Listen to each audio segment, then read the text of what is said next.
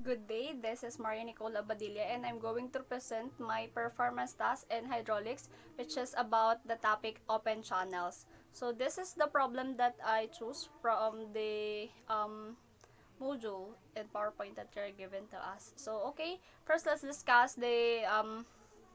proceed to discuss this problem and to know how to compute these three problems that we're going to solve. Okay. So here is the problem that I choose from the PowerPoint presentation. So this is the example problem. A trapezoidal channel has a bottom width of 6 meter and slide slopes of 2 horizontal to 1 vertical.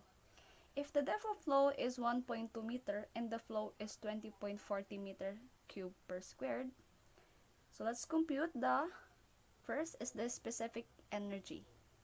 Second is compute the slope of the channel if n is equivalent to 0.014.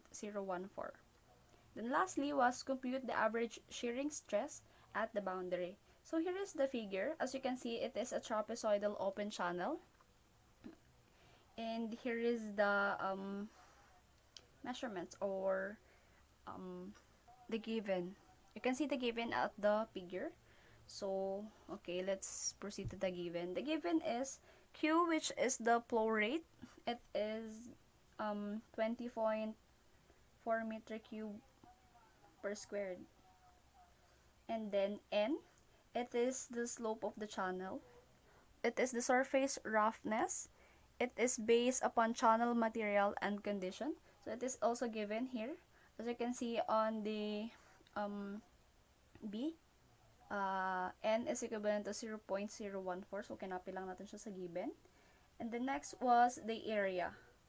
So, the area is 10.08 meters squared. So, nag-come up tayo sa 10.08 meters squared is ginamit natin yung formula sa area ng para mag-compute ng area of trapezoid. So, ito yung paano kinompute. So, pwede natin siya i-double check using this calculator. So, okay, double check muna natin. So, 6 times 1.2. Wait, lapit natin para makita. It's 1.2 plus 1 half times 2.4, which is the flow rate. Okay. And then, times natin siya sa 1.2, which is the depth of flow, times 2, equivalent to n. As we can see, it is 10.08. So, yun nga, the value of the area is 10.08. So, makikita naman natin na halos lahat naman ng ginamit dito to compute the area of the trapezoid is nandito naman din sa given measurements ng ating trapezoidal open channel. So, balik tayo sa given, which is the velocity is equivalent to flow rate over area. So, meron tayong value na ng flow rate, which is the 20.4 meter cube over second. And then, per second, I'm sorry. And then, for the area, it is 10.08 meter squared. So, yon, divide lang natin siya. Okay. Gamitan ulit natin tong calculator to double check our result of the value of the velocity. So, 20.4 divided by 10.08 is equivalent to 2.02380954. So, hindi natin na kukunin naman lahat ng value. Ito. Kita naman. Nakita natin siya sa calculator. And then, so yun lang. Ang kinuha natin is 2.0238 meter per second. Since magka-cancel out tayo dahil meter cube per second ang ating flow rate, and then ang ating area is 10.08 meters squared. Cancel out lang natin. May matitira pang 1 meter sa ating flow rate. So, yun yung magiging unit niya. Unit value ng ating velocity is 2.0238 meter per second. So, ang ating y, which is the depth, it is the depth of flow. As we can see here in the problem, nagiven naman siya, 1.2 meter. So, here it is, 1.2 meter. So, let's proceed for the solution. Okay.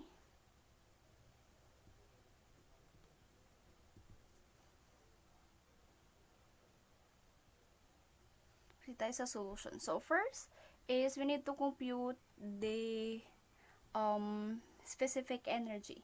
Here, compute the specific energy. So, okay, specific energy.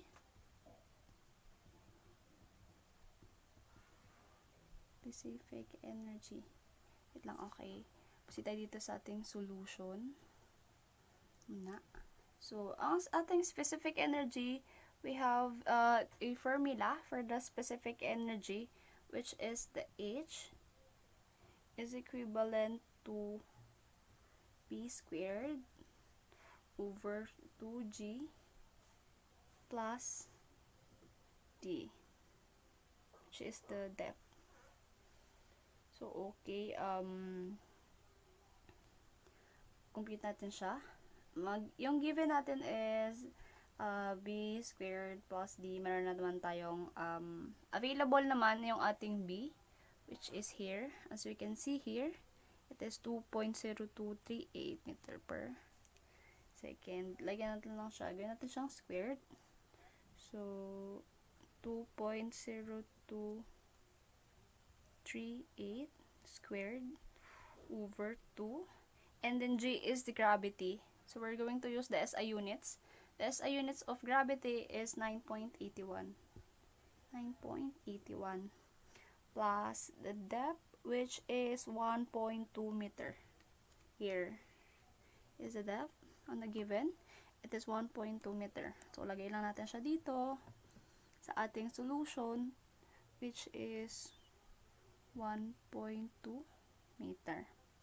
So, yun. Then, compute natin siya using the calculator.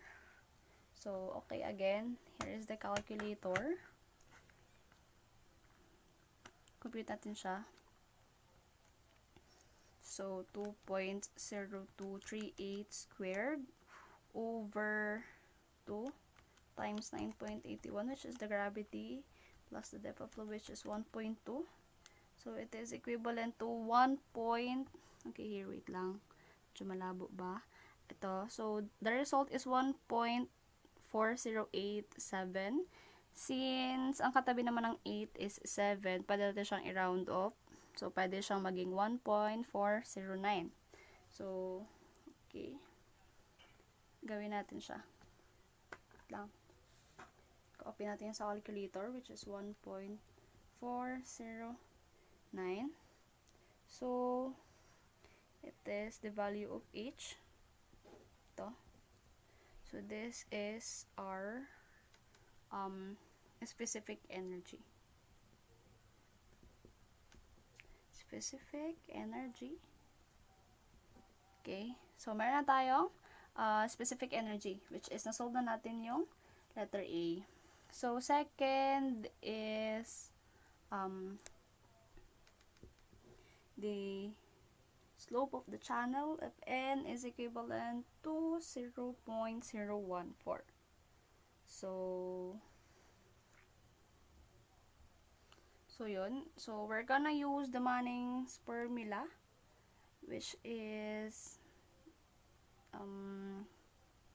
to compute the slope of the channel. So, here is the Manning's formula. B is equivalent to, wait, sulat na lang muna natin. This is the Manning's formula. We're gonna use the Manning's formula. So, this Manning's equation, so yun, V is equivalent to 1 over N times R raised to 2 2/3 times s, which is the slope, raised to 1/2. So it is a SI units. So okay, for us to compute this, so first we need to compute first the r, which is the radius. So okay, ang radius natin is equivalent to area over perimeter, weighted perimeter. So P is a weighted perimeter.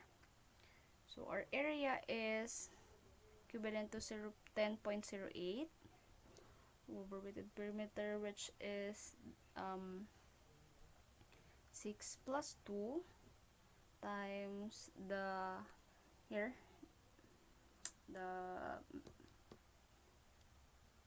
length of this, measurement of this part.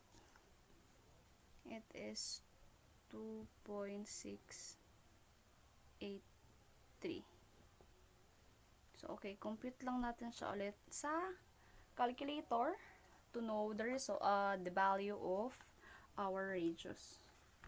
So again, 10.08, ay sorry, wait, 08 over 6 plus 2 times 2.683 is equivalent to 0.8868. So here is the value of our radius. Kasi wala pang value yung radius natin. Kailangan nating i-solve yung radius, kailangan natin i-solve yung v. So, kailangan may value tayo ng ating radius. Since wala, kailangan natin munang kunin. So, ayan na nga.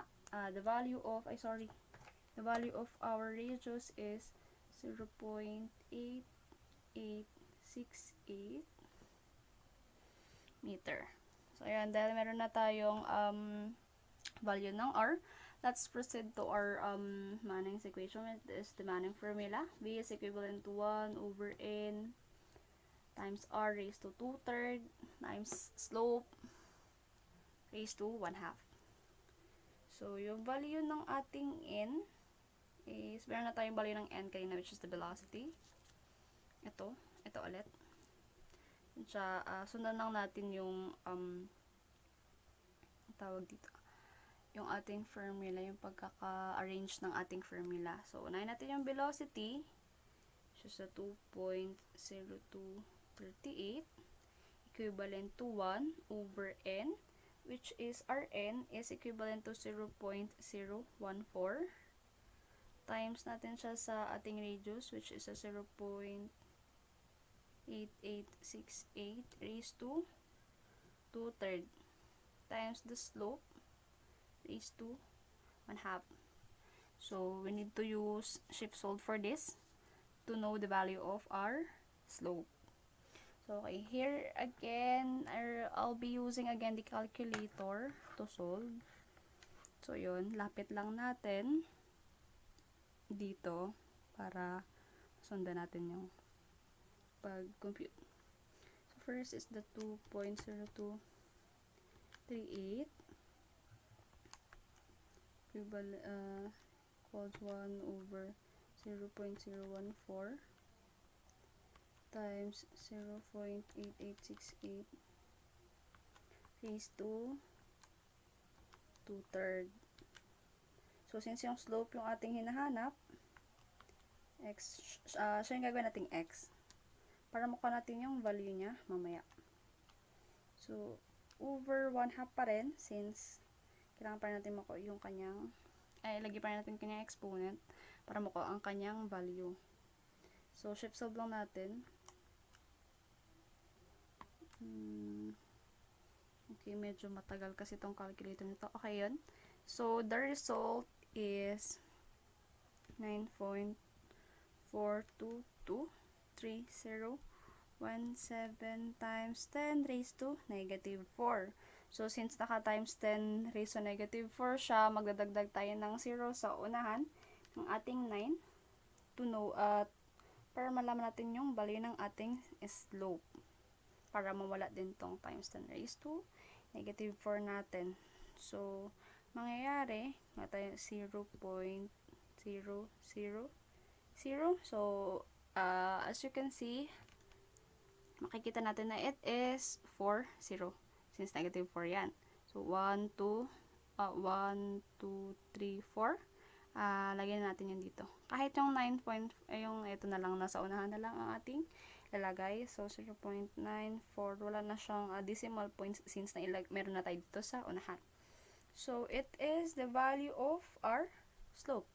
So, S is equivalent to 0.00094.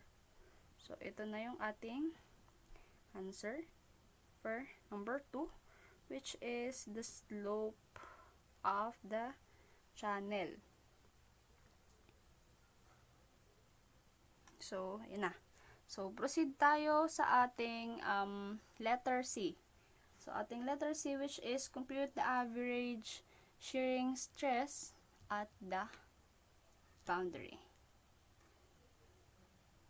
So, yun. It is also a Manning's equation. Makikita natin siya sa Manning's equation. So, letter C, which is the lagay natin. Okay, lapit na lang natin para mas makita. Kasi mukhang hindi na nakikita eh. Right? Shearing stress. So, we're gonna use the formula, which is shearing stress is equivalent to Y reduce S, which is the slope. So, okay, dahil meron naman na tayong mga value, which is Y stands for gravity, R for reduce, and then 0.009 S is equivalent slope. Meron na tayong value niyan. 0. Ito for the slope, and this one is for our radius. Sulat natin. Para naman alam natin. So, ayun na. Let's proceed. Substitute na lang natin yung mga value. So, for the shearing stress, Y is the 9.81 since this is the gravity. Times natin sa radius, which is 0.8868. And lastly was the slope, which is 0.00094. So, compute natin siya ulit sa ating calculator. So, yun. Proceed tayo sa ating calculator. Ayan. 9.81 times 0.8868 0.00094. So, yun. Ang kanyang result is okay, makikita natin. Naka-ano siya eh. So, our result is 8.1775375, which is times 10 raised to negative 3. So, ang nangyayari, since natin siya sa slope kanina, so, gagawin ulit natin siya dito. So, mangyayari is 0.00, since naka-times 3, times 10 raised to negative 3 siya. So, magiging 3 din yung kanyang 0 sa unahang part ng ating value. So, magiging 0.00818 kPa siya. So, convert na lang natin siya into PA for our shearing stress. So, pag kinonvert natin siya, magiging 8.18 PA na siya. So, this is our shearing stress. Ito yung value ng ating shearing stress. So, yun. Ito. Sulat natin. Ating shearing is stress. So, yun. We are done on this sample problem. So yun, nakuha natin ang ating specific energy, which is H is equivalent to 1.409. Sorry, wait, nalabo. Ayan. Next is our slope. So, kung natin yung radius, and then nakuha natin yung slope, which is 0.0094. And then lastly was our shearing stress, which is the 8.18 PA. So, ayun. So, that's all. Thank you.